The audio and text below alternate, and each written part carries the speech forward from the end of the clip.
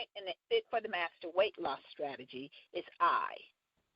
Interact with the Word.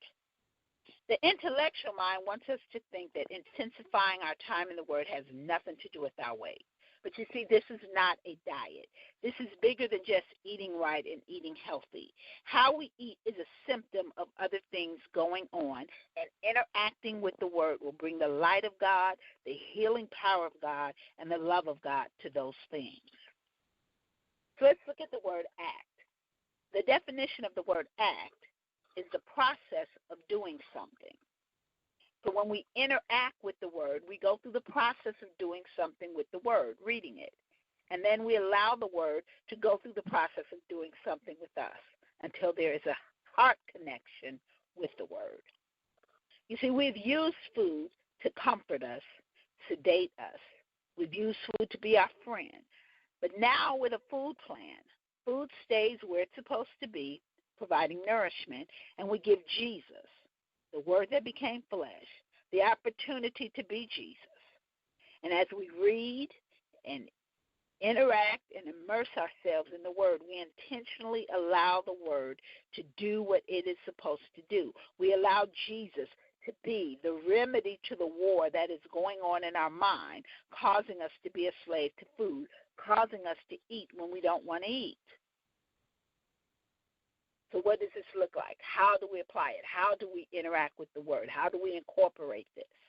Well, some people call it Bible before breakfast, but it is done with a strategy. We have a daily plan, time and place, preferably in the morning. Will this mean you have to wake up earlier? Probably so.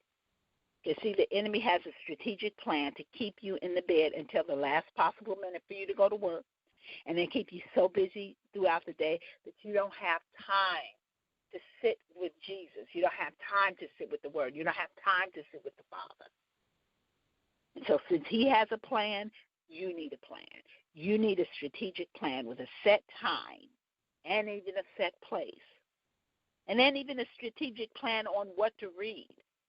You're not waking up going, oh, man, you're tired. Okay, let me read the Bible. Oh, man, I don't know what. No, you already have a plan.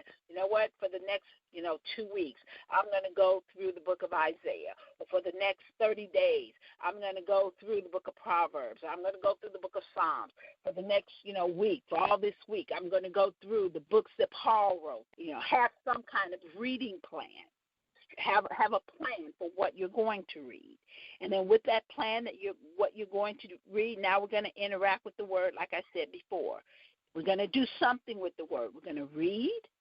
We're going to underline phrases and passages that stand out. As you're reading, underline. It stands out to you, underline it. Stands out to you. If this passage stands out to you, just underline it.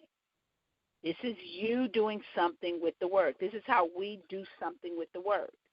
And then after you've underlined things and passages that have stood out for you, you pause, you meditate on it, you write about it, you pray about what it is that you just read, the things that stood out.